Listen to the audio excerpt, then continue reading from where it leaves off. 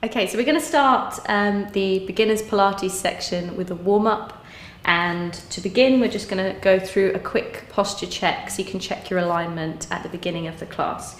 So feet hip distance apart, tripods engaged, so the tripod is the ball of the big toe, the outer edge of the foot and the centre of each heel. So we're just placing even pressure through those 3 points, and also trying not to lock the knees here, very important for good posture, so taking the knees off lock.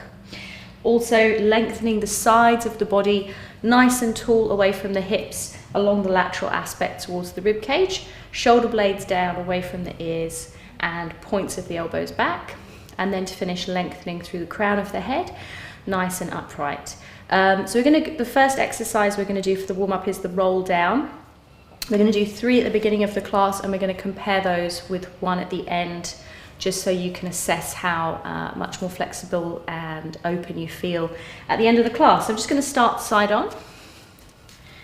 Take a deep breath in through the nose, ocean breath out through the mouth, curling the spine forward 1 bone at a time. Deep breath in at the bottom. Exhale to slowly curl up, pulling in the lower abdominals and shoulder blades down away from the ears. So each time you curl forward, trying to imagine peeling the spine off an imaginary wall. Exhale, slowly curling up, imprinting that spine back up that wall, 1 bone at a time. On the 3rd repetition, you're just going to give a mark out of 10 for any areas of tension you have, and then you can compare at the end of the class. Okay, and the next stretch we're going to do are a series of arm swings just to open up the upper back and mobilise the shoulder joints and encourage good upper back posture for the rest of the session today. So we're going to start with our feet again in that hip distance apart stance, and the arm's going to be out in front. Left hand is palm down, right hand is palm up. Deep breath in, and then deep exhalations to take the arms back. So you want to be breathing out to take the arms back behind.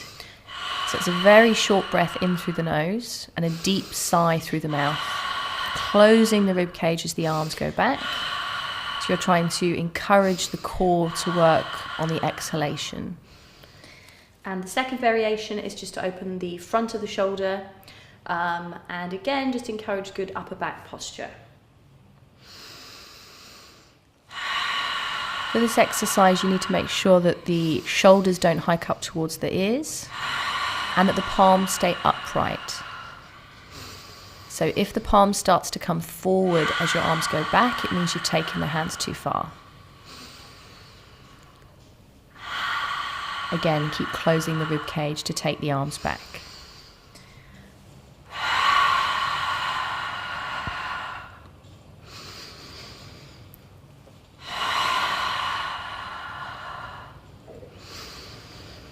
And the 3rd version is for just a bit of circumduction through the shoulder joint, so just slightly different kind of movement for the shoulder, as well as starting to mobilise the hips and challenge your balance at the beginning of the class.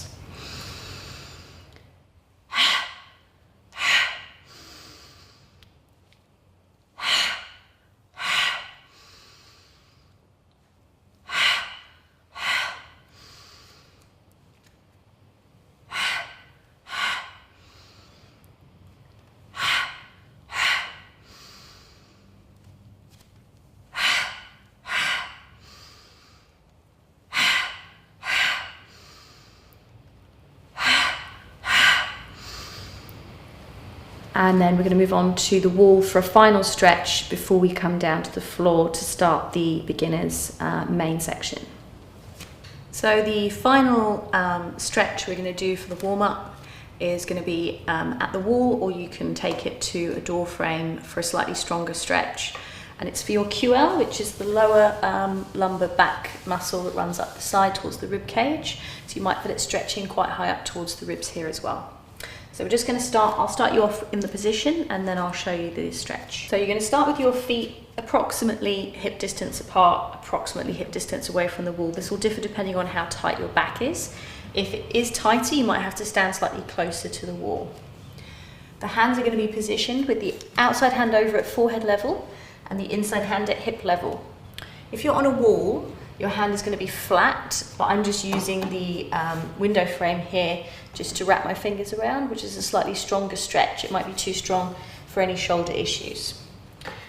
The outside leg crosses over, and your aim here is to press the outside hip away. So I'm just going to hold it for 8 breaths.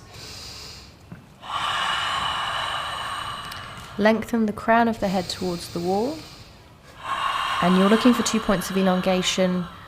One through the uppermost hand, which is pressing firmly into the wall or the door frame, and then you're sort of hanging off the door frame or wall, pressing the outside shoulder blade away simultaneously. There is a variation here I'll show you for the last 4 breaths. Turning the inside foot to the wall, just to take any pressure that you might have off the back. The outside leg needs to be turned in so the hips are square. Press the pubic bone forward towards the wall, engaging the lower abdominal area here, so that's going to support your lower back. If this feels too strong on the neck, just look down to the floor, less rotation.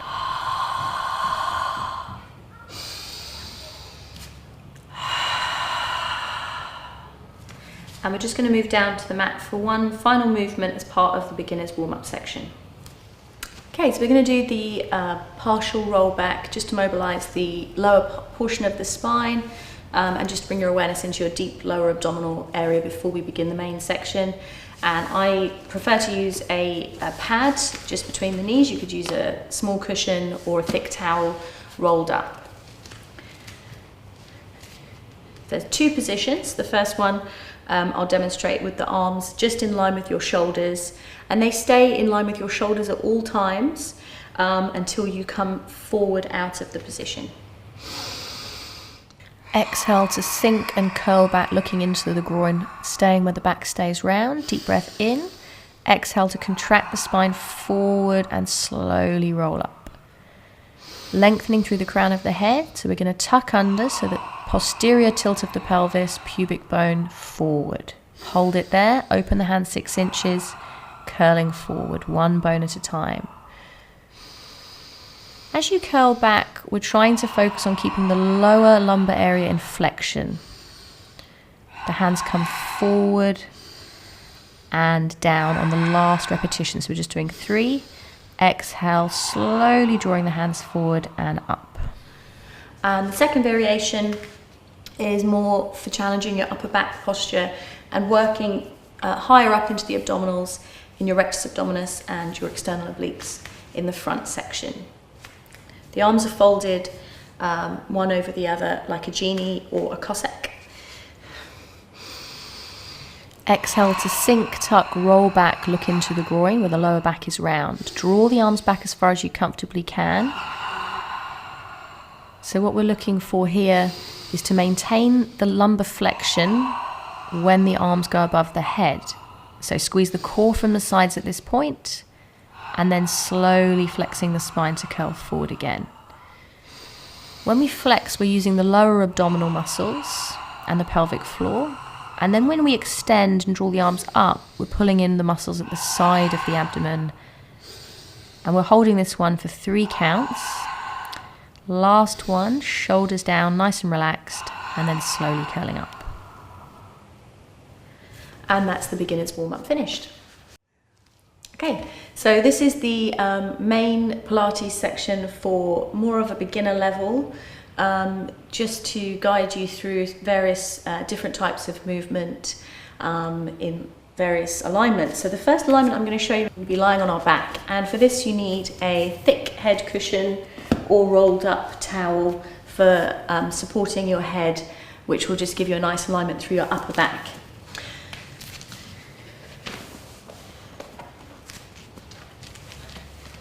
So you may find that your back is already in a much better position as you have a pad under the head, but we also try to stretch the lower back along the mat here, so we're not in a neutral spine position because we've actually imprinted the lower back into the floor. We're going to use a bridge position to get into our first alignment. And we're just imprinting the spine down. And you'll feel yourself coming down the mat slightly. You might have to adjust your head pad there. That just brings the lower back in contact with the floor. It's not the same as tucking and imprinting in a traditional sense, because that will compact your lower back discs.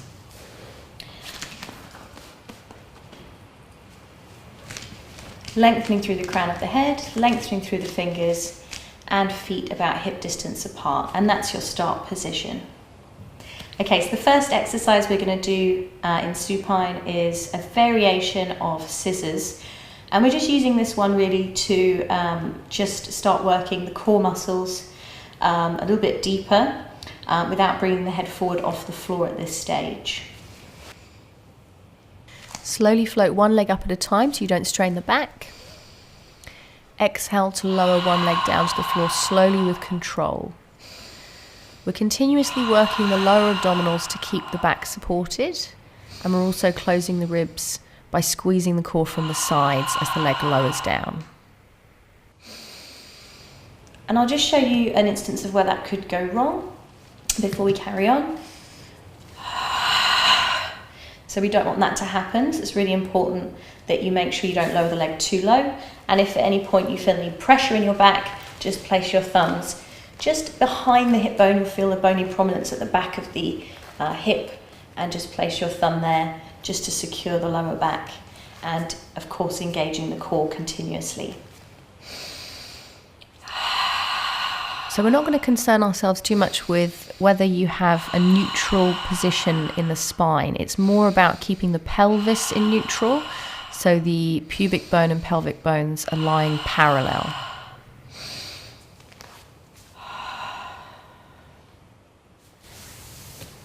And the next exercise we're going to do is a variation of hundreds. And for this one, we're going to keep our feet down for the beginner's level variation. If you do want to progress the exercise, I'll show you that as well. So I'm just returning my back into that position we had to start with, making sure there's no gaps in the lower back at all. So the pelvis is in neutral, where your pubic bone and your hip bones are lying flat. They're not imprinting into the lower back, so the pubic bone isn't pushing up, but your lower back is gently in contact with the floor. There's no force there. It's no longer in a neutral position.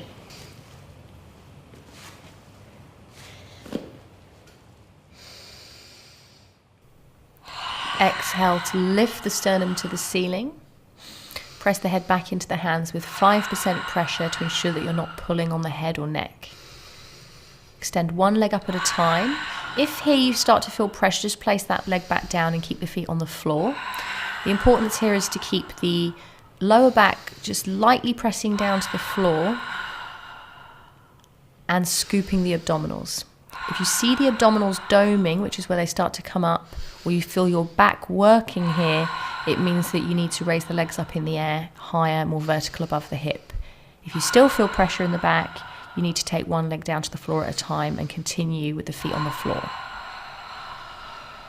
You can adapt the exercise further by bending the knees in slightly.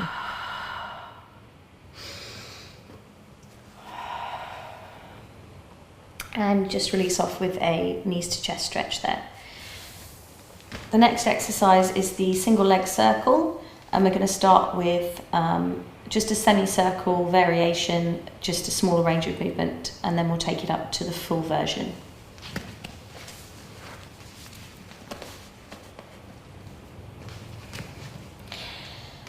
For this one, it's really important, the working leg, which is going to be my right leg to start, that you keep the leg, the back of the hip in contact with the floor. You don't hitch the hip up off the floor because that's going to shorten the waist and you might feel pressure into the lower back. You may also find that your inner thigh starts to feel strained in that position. I'm going to place my thumb of my left hand just behind my left hip. It's not your whole hand, so you're not leaning over like this, you're just sliding your thumb behind your hip just to support your lower back during the exercise so you're not rolling around on that hip. Exhale to lower the leg down to the floor. Squeeze the core from the opposite side as the leg circles up. The aim here is to try to keep the hips stable.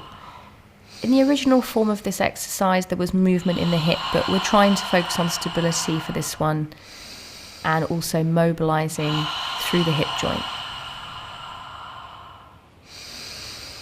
And we're going to do the progression, so extending the leg down. Only do this if you have the flexibility to keep your right hip comfortably, your right leg comfortably above your right hip. If the leg is over here, that's going to pull on your back.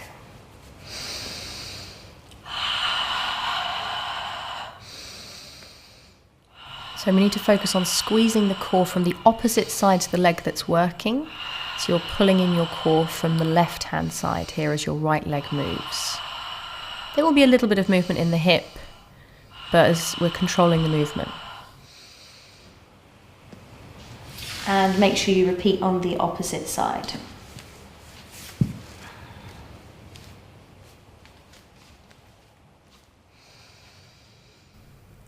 Close the ribs as the leg lowers to the floor. And remember to squeeze the core from the opposite side the way the leg is turning. If you find that when you're circling the leg, particularly as you take the leg out to the side, that you feel a lateral rotation in the hips and your right hip is moving off the floor, you feel your rib cage lifting off, you may want to place a thin piece of towel behind the rib. And that will just get the core to engage a little bit better on that side, just to support and stabilise the hips.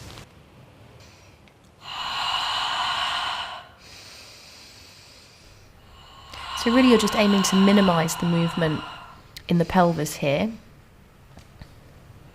And to, again, take the exercise up. If you have the flexibility to do so, coming into a full circle where there will be more movement in the hip, but the upper back is secure to the floor, and keeping the eyes straight up to the ceiling if possible, rather than following the leg, which will move the head round, which we don't want.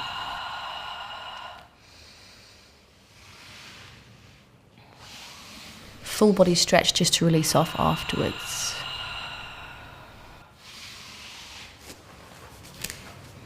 And the next exercise we're going to do is rolling like a ball. So we remove the head cushion because we don't want to press the neck into the head pads. Make sure there's nothing behind you. And it's a variation of rolling like a ball, so we're just massaging the middle of the back. The hands are behind either thigh, they're not interlaced here, and the feet are quite wide and flexed, pushing up to the ceiling behind you. The head is always off the floor, and at no point should you roll back on the neck or even the top of the shoulders here. We're very much working just in the middle portion of the back. We use a short, sharp blast to come up, and that helps to activate the core. You're using the momentum of the legs really here to move, and your eyes are looking at a fixed point in front. If you did want to progress the exercise, you start in a seated position. Again, making sure there's nothing behind. The hands this time are on top of either shin, and the forehead is between the knees. So it's knees to nose to roll back, nose to knees to curl up. So just keep your focus on the knees at all times here. We're not using momentum, we're using the core to control the movement.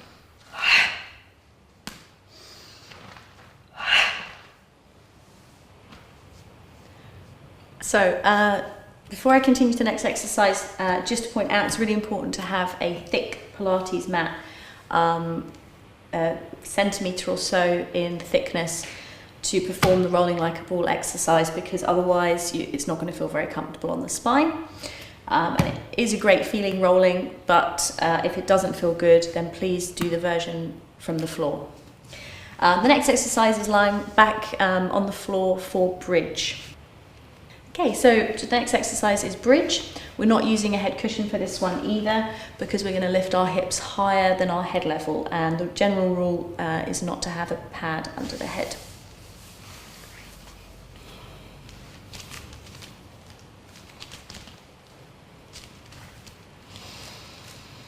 Exhale to press the pubic bone up towards the ceiling and slowly peel the spine up. Hold for the breath in, and then exhale to slowly curl down. The hip should come down last. So pubic bone up first, posterior pelvic tilts. Try and keep the length through the upper back here so we're not hyperextending. And lengthen through the fingers. And I'm just going to pop this between my knees, because for the next part of the exercise we're going to be extending one leg, and that's going to just encourage the core to work that bit more effectively, and also encourage the hamstrings and buttocks to engage so that they don't cramp during the exercise. Squeeze the pad, and again curling up the same way as before. Hold the position and extend the leg in the air. So we're going to squeeze the core as the leg extends, trying to keep the back from arching here. So it's just in a neutral position, and the rib cage is closed. Just placing the hands on top here, just so I can feel whether there's any movement in the pelvis. And the elbows are off the floor as well, which is good to challenge your stability in the upper back.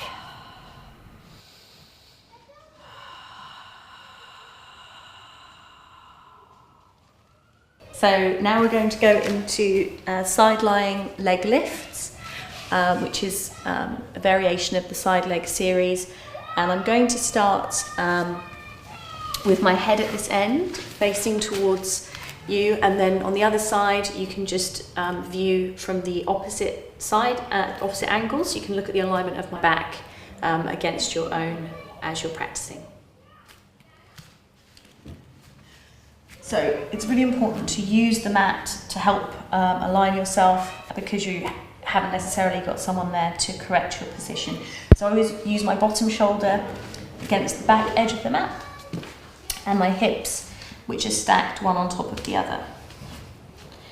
The legs are forward about 30 degrees in front of the bottom hip, and there's always 2 points of elongation. So we're lengthening through the heels and then pressing the hips into the floor, and the other point of elongation is through the crown of the head, lengthening in the opposite direction. The hand is going to be placed between the ribs and the floor, and the ribs are not resting on the hand at any point, and equally the hand is not pulling up towards the rib cage. That's just your gauge of whether or not your hips have moved during the exercise.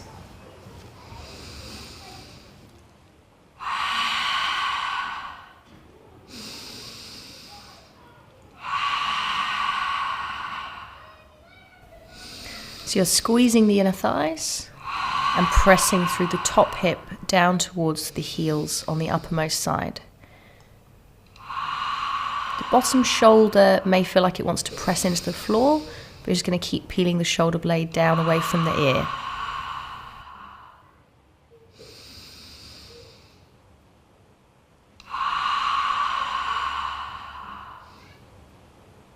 And ready to do the same on the other side. So I'm just going to check the alignment of my back against the edge of the mat. So we just want to make sure that the bottom shoulder is pushed to the back edge. There's space between the ear and the bottom shoulder. And again, I'm going to pull that top hip down the mat and create space between the waist and the floor. So the aim here is to keep the top hip stacked directly above the bottom hip. There may be some small movement. We do use general breathing rules, but the main thing to remember really is when you're extending and lengthening, you're breathing in, and when you're tucking and engaging the lower abdominals, you're breathing out. The fingers are relaxed on the floor, and you're just checking all the time the top shoulder is away from the ear. And we're just going to perform a mermaid stretch to release off after the sideline work. So for mermaid stretch, we can have our legs in this position here, but for some people that might be a bit uncomfortable on the hip, in which case you can bring the leg forward if you need to. You could even have the soles of the feet together. Again, your left hand is going to be on your right knee, but that could also go on your left knee if there's any shoulder impingement there.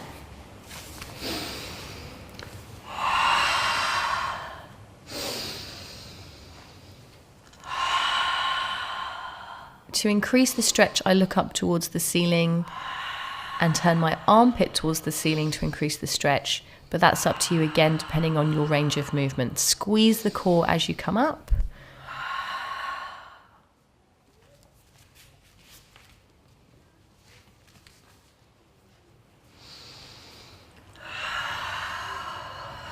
So this one really depends on your range of movement as to how far down you come to the floor.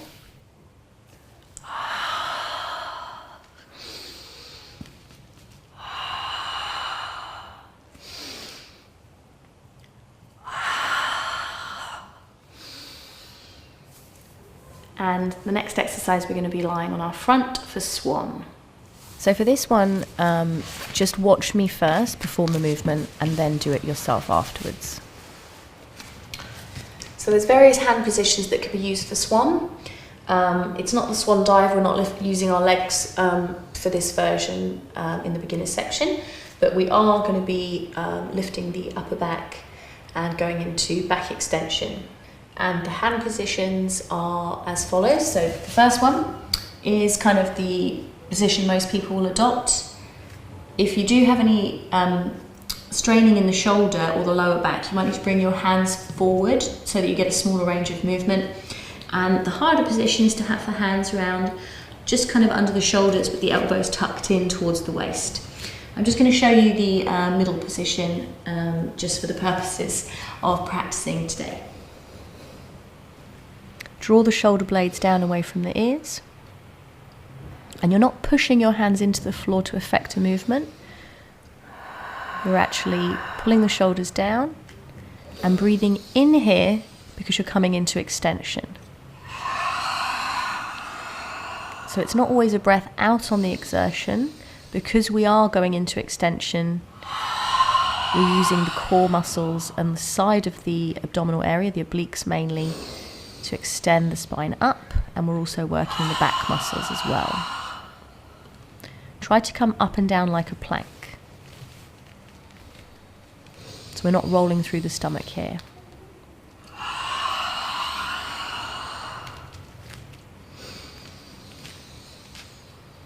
The closer I take my hands to the body, the more range of movement I have, and therefore the harder that's going to be.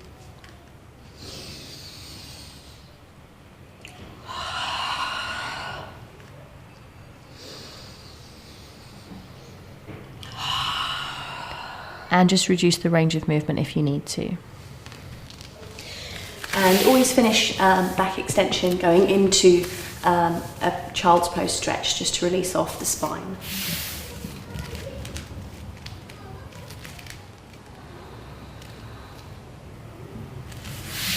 This is full rest position with the head on the floor. So we're going to go into rotation next, sitting up. The legs should be together, but if that's strains the hip flexors too much here, or for example your back is in a lot of flexion and it feels uncomfortable, you could take the legs wider.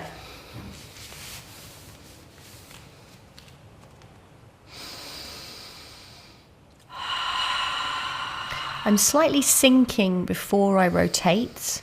Traditionally, you would use a neutral spine as you rotate, but you actually achieve a greater range of movement with a small amount of flexion in the lumbar spine. There are contraindications for certain back problems. So we're using what we call a percussion breath just to achieve a greater range of movement. So the first breath is like a prep for the second pulsing action. Looking up and over the shoulder.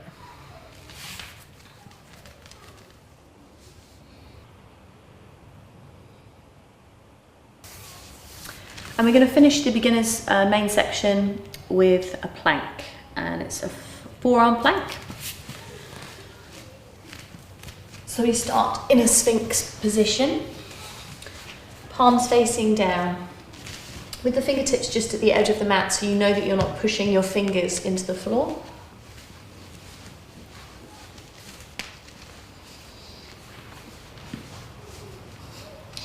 Connect the legs together just to get the inner thighs working, and also here just make sure there's no pressure in the lower back. If there is any pressure, take the easier option. Start by drawing in the lower abdominals. Raise up onto the knees or just above the knees so your back is in a neutral spine position. Squeeze the core from the sides here. And once you're in a fully supported position, there's no straining in the back, you can curl the toes under and lengthen into forearm plank. You need to squeeze your core and lift the pelvic floor, pulling in the core from the sides all the way around. If you need to come back down again during the movement because you feel any straining in the back, please do so straight away.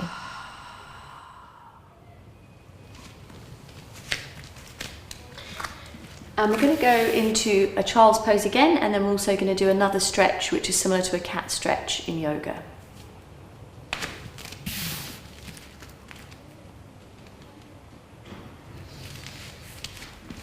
So instead of doing a cat stretch, which is on all fours, we're just going to come down onto our elbows instead.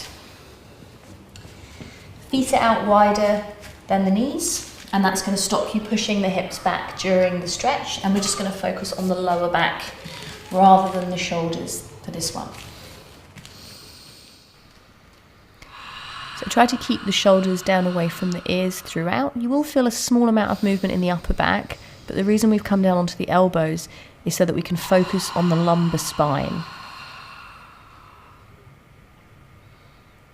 So your head shouldn't be dropping down at all during the stretch. Keep the eyes roughly on the wrist line or the forearm line, depending on your range of movement. We're pulling in your lower abdominals here, squeezing the core, lifting the pelvic floor to control the downward movement.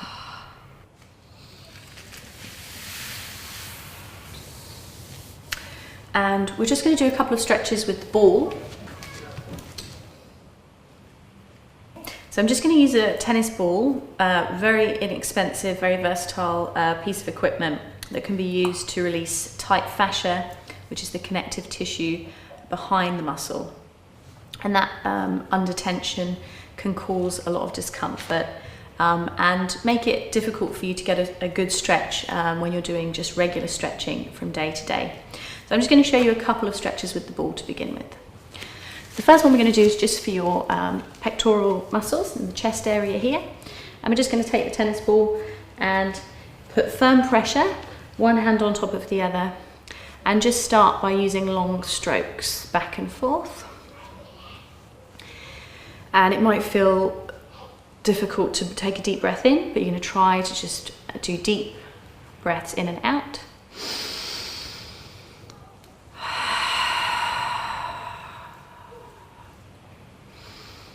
And then small circular motions as well as it starts to release off. You could also use a trigger point technique where you just hold the ball with some firm pressure without moving the ball across the chest. And you want to be here for a minimum of 30 seconds and up to 2 minutes maximum, so you don't overstimulate the muscle. And you probably caused a red mark there, and then change over onto the other side.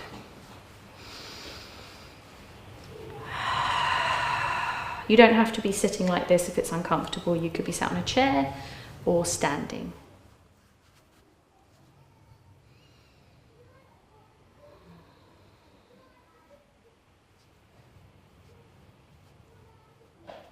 Okay, so chest should be nice and open, but now we're also going to do the opposing muscle group. So we're going to stretch the back of the shoulder. This can be a little bit more tricky to get into.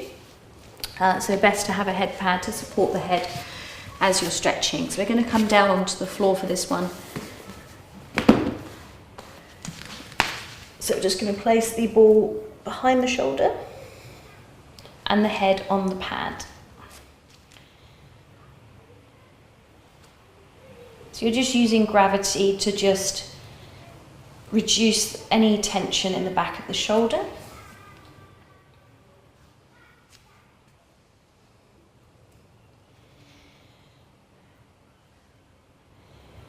And you could also use a technique where you roll from side to side.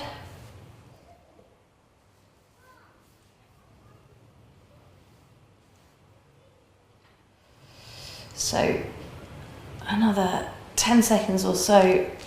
Just make sure that you do release that tension a little bit before you come away from the stretch.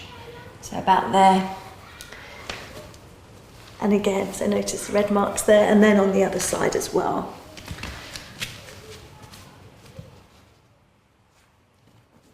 So try to give a mark out of 10, 10 being pain, and try to assess that during the stretch. And you just want to reduce that mark by 1 or 2 notches before you move on to another section. If you don't have a head pad or you don't feel your head supported enough, you could support your hands behind your head.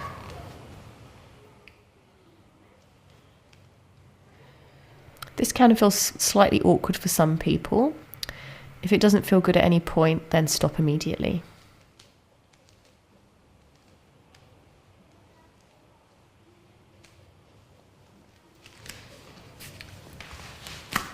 And that's the end of the beginner's Pilates format.